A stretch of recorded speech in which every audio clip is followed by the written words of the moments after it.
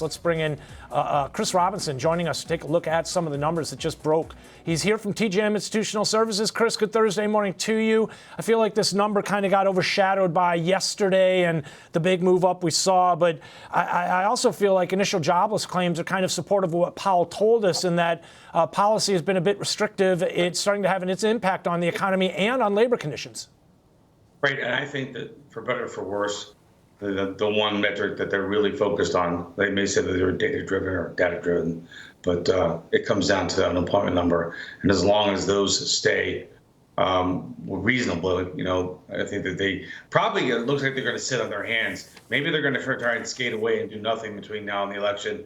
That might be the default position, because now they're getting into the time where if they, depending on when they do it, the window's getting smaller and smaller. They run the risk of appearing to be politically motivated. Yeah. So it's and if we keep having these kind of numbers, especially the unemployment numbers, the inflation numbers, every other week, you can see it in the gyrations that we've had in the 10-year and the dollar, but every other month we get something where it's like, oh, inflation's back, look out. And we go from, those are inflection points. But I think the big number that matters is the first Friday of every month. Okay. I like that. I like to kind of take a step back, right, from the bumps in the road that we've been kind of bouncing around on the last, couple weeks, right? The PPI data, we saw very negative reaction to initially. That rallied back. Powell kind of cooled some of the concerns into Tuesday afternoon. Yesterday, the big rally in CPI. But many would argue, I guess, that the dollar has had kind of a reasonable approach towards all of this, right? And maybe that's kind of that longer term sort of vantage point that financial markets are taking. I mean, even yields have kind of found a comfortable range here while we sort of bump around. Right. And I think that the 10-year, somewhere between where we are 4.3 and the danger zone is if we get towards 5.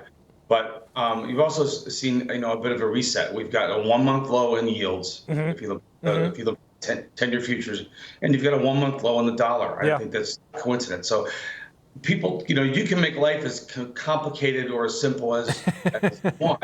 Yeah. I try and keep it simple. I think just from my background, because when I was on the floor, there was so much information at all times. You have to boil it down into, you need actionable ideas, and you can end up looking at so many charts that looks like a Jackson Pollock, had too many cocktails where there's so many lines, you don't know what to do. I try and keep it simple. Watch for simple relationships like that. It helps make your decisions easier. It's always a difficult decision, right? But it helps to make it easier. You can make it easier or complicated. We were just talking about all of that a minute ago, right? How less is more as traders. We get in our own ways, overcomplicate things.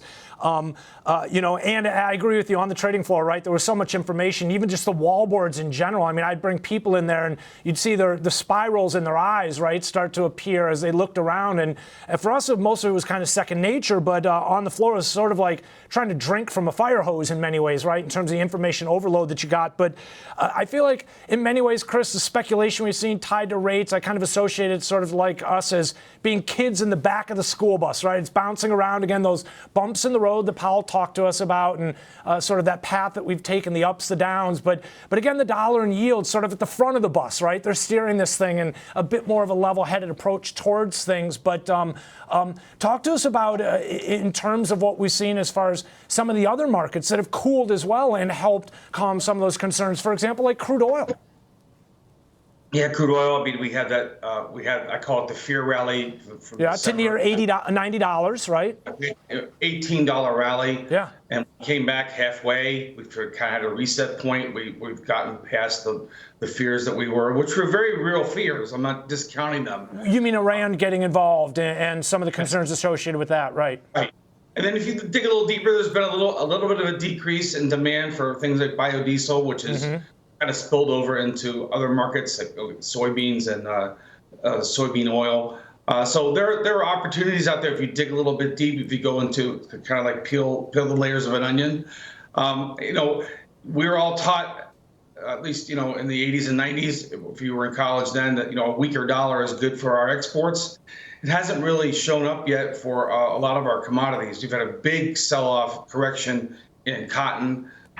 We've just had a kind of a reset to the upside in the other markets. Corn, wheat, and beans, that's something to look at too. Very sensitive to the U.S. dollar. I don't want to get too far in the weeds, but when you're looking for like secondary and tertiary trades, when you're looking at the dollar, always look at the commodities. Yeah, to your point there, Chris, I mean, I would argue that rather than the dollar, the real focus here in terms of those commodities you mentioned has been more supply and demand. I mean, it hasn't been dollar driven. No, it hasn't, and people keep waiting. They want a reason for the season, right? Right now, it's a growing season. We've had a really nice corrective rally for a lot of farmers.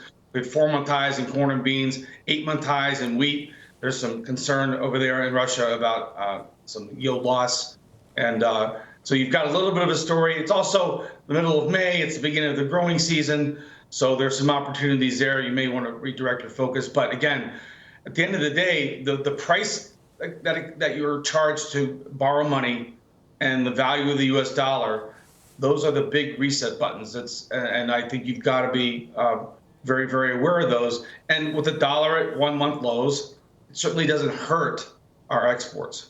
You know, I like that you're brought to the discussion the wheat rally, right? Our last guest was talking about that as well, kind of flying below the radar also. And then just to point out here, it wasn't just the jobless claims. We actually had housing starts. We had building permits, which just came in for the most part a little bit below expectations and kind of mixed relative to, looks like, well, starts were above last month's. The building permits were a bit below last month. I did want to point to the Philly Fed here. Employment came in lower. New orders came in lower. Prices paid still elevated, but below last reading of 23 at 1870. So this all seems to kind of feed into the bid we've seen in stocks, or at least the ability to hold these upper levels. Hey, Chris, appreciate you joining us, sharing part of your Thursday here on the Schwab Network with us to share some thoughts. Chris Robinson from TGM Institutional Services.